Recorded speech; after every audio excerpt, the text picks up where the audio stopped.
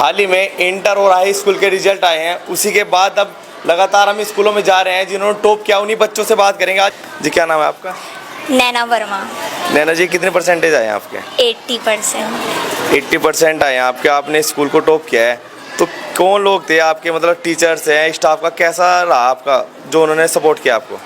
सबसे पहले तो मेरे मम्मी पापा, मेरे पेरेंट्स, उन्होंने बहुत सपोर्ट किया, और मेरे टीचर्स वो मुझे बहुत अच्छे से गाइड करते थे, time to time best education देने की कोशिश में थे, और अच्छी एजुकेशन दी उन्होंने हमें, जिससे कि हम यहाँ तक पहुँच पाए और इतनी परसेंट भी ला पाए।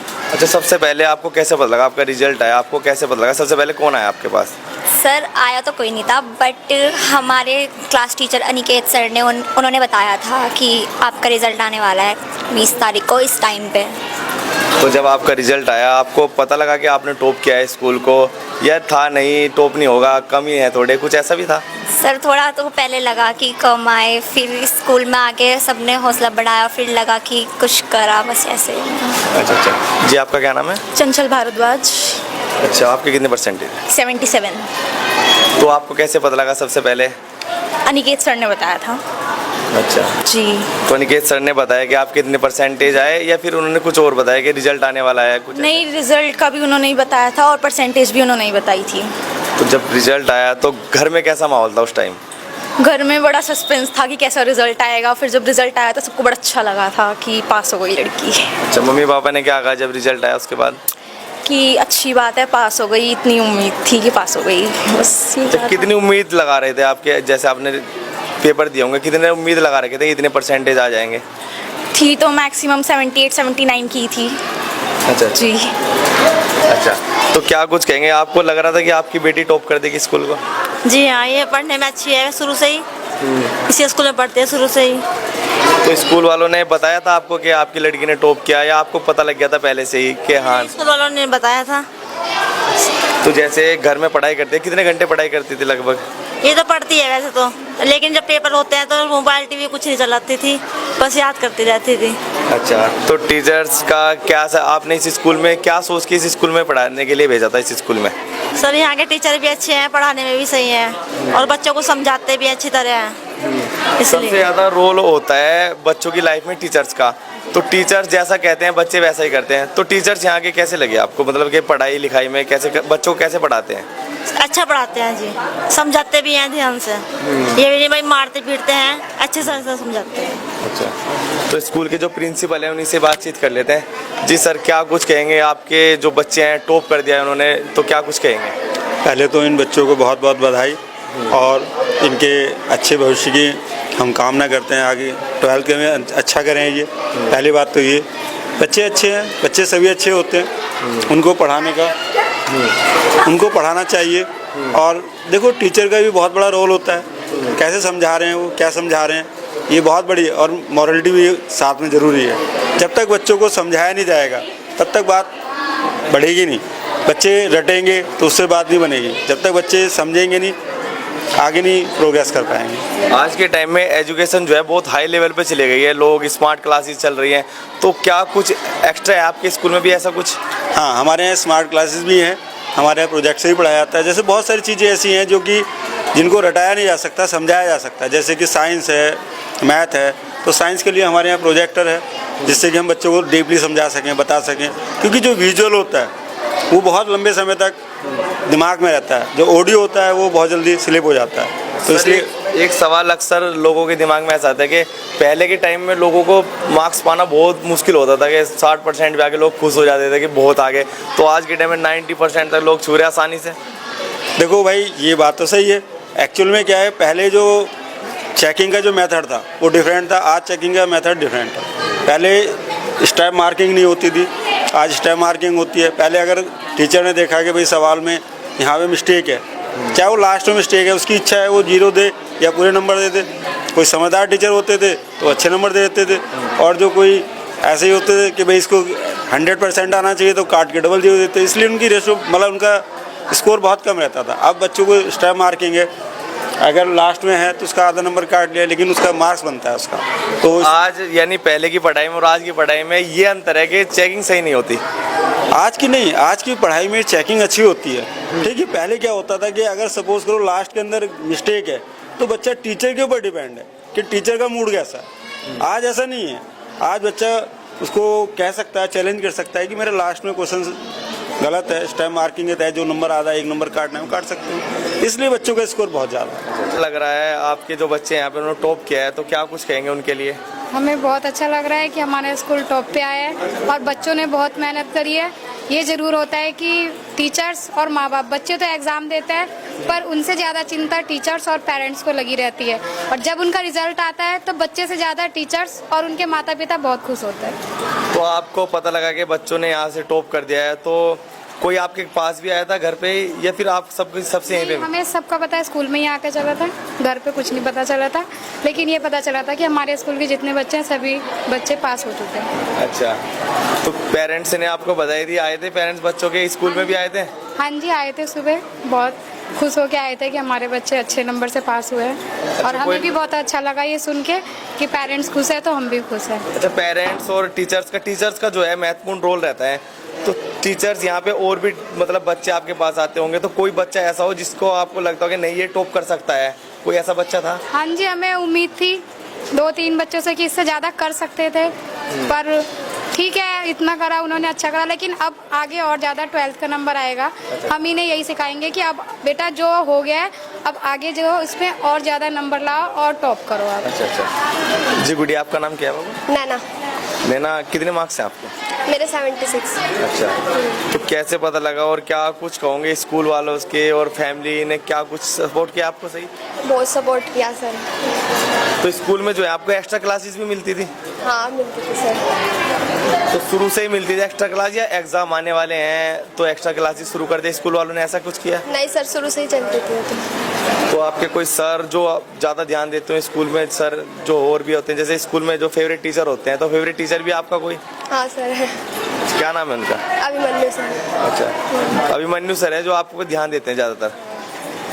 तो घर वालों ने क्या कहा कि इतने मार्क्स आ गए आपके, तो खुश भी थे या कह रहे थे कि कम है? सर नहीं, कह भी रहे थे और खुश भी थे कि चलो पास तो होगी। पास तो होगी। हाँ। तो क्या फ्यूचर में क्या बनना चाहोगे? सर अभी सोचा नहीं मैंने कुछ। अच्छा, अभी सोचा नहीं? हाँ। अच्छा, हाँ, विपिन शर्मा। विपिन सर, क्या कुछ कहेंगे? आपके जो स्कूल का नाम है लगातार चल रहा है चर्चाओं में, कह टॉप किया है बच्चों ने, तो क्या कुछ कहेंगे बच्चों के लिए?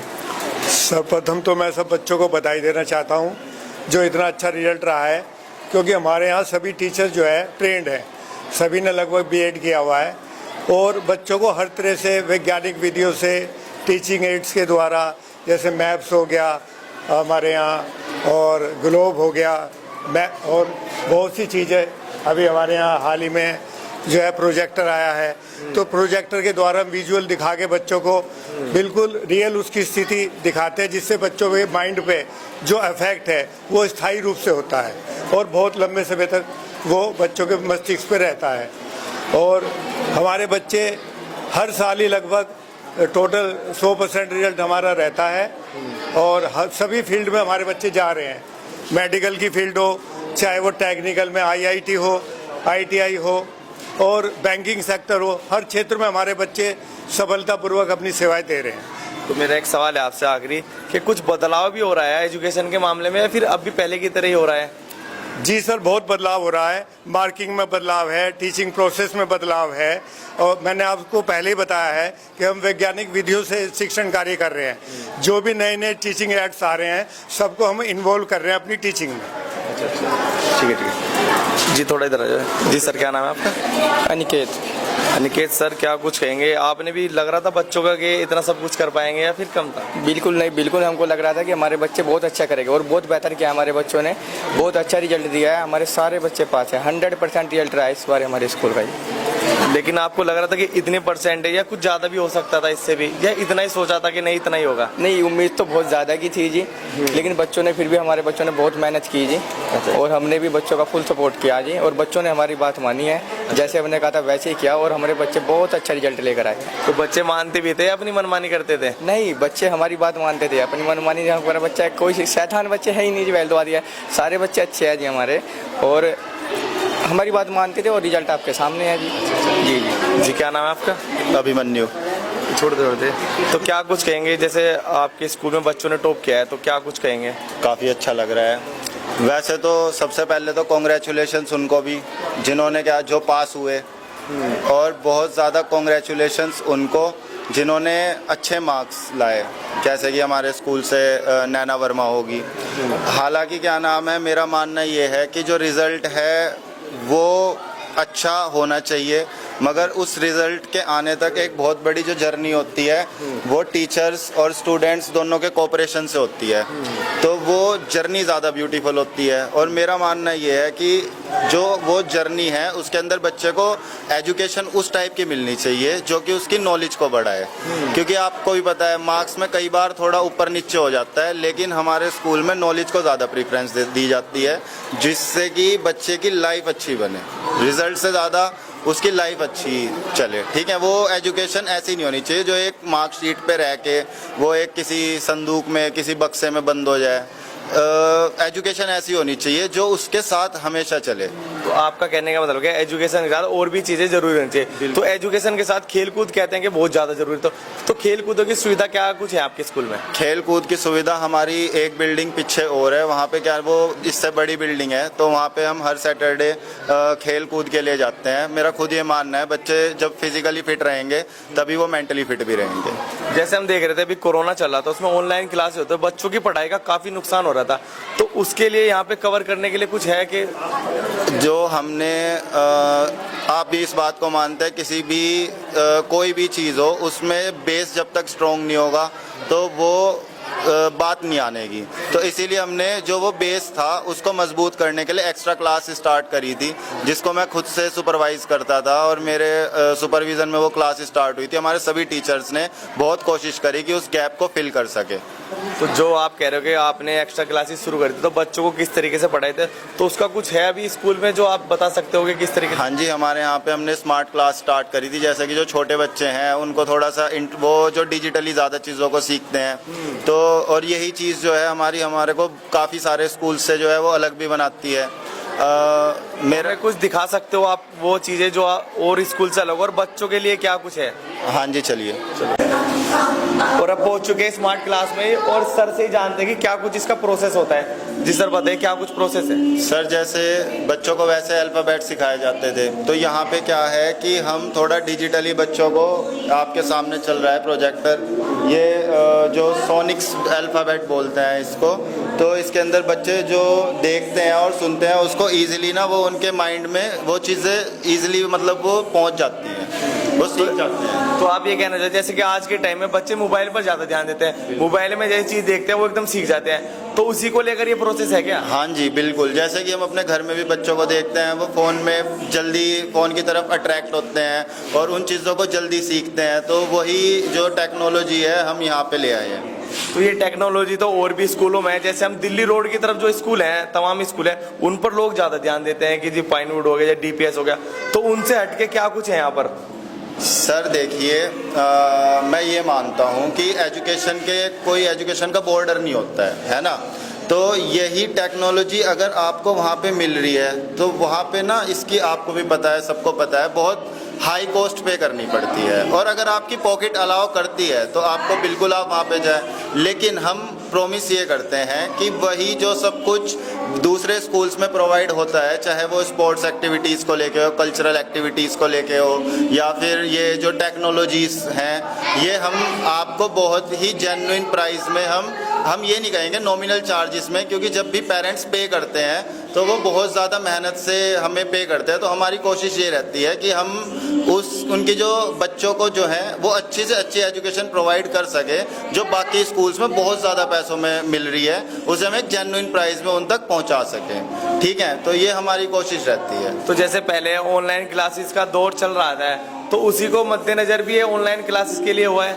हाँ जी बिल्कुल हुआ है, मतलब हम ये चाहते हैं कि हमारी तरफ से बच्चा किसी भी सुविधा से वंचित ना रहे। तो आप क्या कुछ कहना चाहेंगे? आखिरी मेरा सवाल यह है, क्या कुछ कहना चाहेंगे आज के दौर में जो बच्चे हैं वो दूसरे स्कूल में जैसे दिल्ली रोड की तरफ ज़्यादा रुख करते हैं, तो उनके लिए क्या कुछ कहेंगे? सर देखिए, मैं खुद भी CBSE बोर्ड से पढ़ा हुआ हूँ, तो मैं देखता हूँ कि एजुकेशन कभी बदलती नहीं है, बस एजुकेशन के अंदर थोड़े बहुत इम्प्लीमेंट आते रहते हैं, लेकिन वो थोड़े से जो इम्प्लीमेंट होते हैं वो जो फीस होते हैं फीस में बहुत ज़्यादा चेंजेस ला देते हैं। लेकिन मेरा मानना ये है पढ़ाई का हक सबको है, तो मैं चाहता हूँ कि वो एजुकेशन एक ऐसे रेट पे सबको मिले कि एक गरीब का बच्चा भी एक जगह पे स्टैंड ले सके, एक गरीब का बच्चा भी उस जगह पे जाके खड़ा हो सके जहाँ पे पाइनवुड, डीपीएस जो बड़े बड़े स्कूल्स हैं, बहुत सारे बड़े स्कूल्स हैं, वहाँ पे जो जैसे उनका बच्चा कहीं पे स्टैंड लेता है वैसे ही हमारे स्कूल का बच्चा भी वहाँ पे स्टैंड ले सके। मेरी पर्सनली और हमारे पूरे स्टाफ की जो कोशिश है वो यही रहती है कि भाई हमारा जो बच्चा है वो कहीं भी उसको ऐसा ना लगे कि मैं किसी भी चीज़ में कमज़ोर हूँ, वो वहाँ पे जाके compete करे उन बच्चों के साथ जिनके मतलब मेरे को अच्छा लगता है जब मैं देखता हूँ बहुत सारे पेरेंट्स हमारे आते हैं और वो बहुत सेटिस्फाई होकर यहाँ से जाते हैं और उनको अच्छा लगता है कि हाँ जो वो नहीं कर पाए उनके बच्चे उससे उनसे बहुत ज़्यादा आगे बढ़ रहे हैं, क्योंकि एक एजुकेशन ही एक ऐसी चीज़ है जो कि आपको पता है सोसाइटी में बहुत ज़्यादा चेंज ला सकती है ना। तो अब जब एजुकेशन ही चेंज लाएगी तो एजुकेशन को इतना कॉस्टली नहीं कर देना चाहिए कि कोई वो एजुकेशन अफोर्ड ही ना कर पाए, ठीक है ना। तो हमारी कोशिश ये रहती है कि हम कम से कम प्राइस में उसको अफोर्डेबल बना सके और वही हमारी कोशिश है। और हमारे यहाँ पे जो स्टाफ है वही मैं खुद भी BSc B.Ed हूँ और मतलब बहुत सारे जो हमारे टीचर्स हैं वो पोस्ट ग्रेजुएशन उन्होंने करी हुई है, तो सारे के सारे हमारे पास एक एक्सपीरियंस स्टाफ है। तो वही सब कुछ जो आपको वहाँ पे मिल रहा है वही सब आपको अगर यहाँ पे कम प्राइस में मिल रहा है तो यही है। तो बहुत बहुत धन्यवाद हमारे से बात करने। तो ये थे इन्फेंट पब्लिक हाई स्कूल के सर जिन्होंने बताया कि और स्कूल से इस स्कूल में क्या अच्छा है। तो फिलहाल इतना ही, धन्यवाद।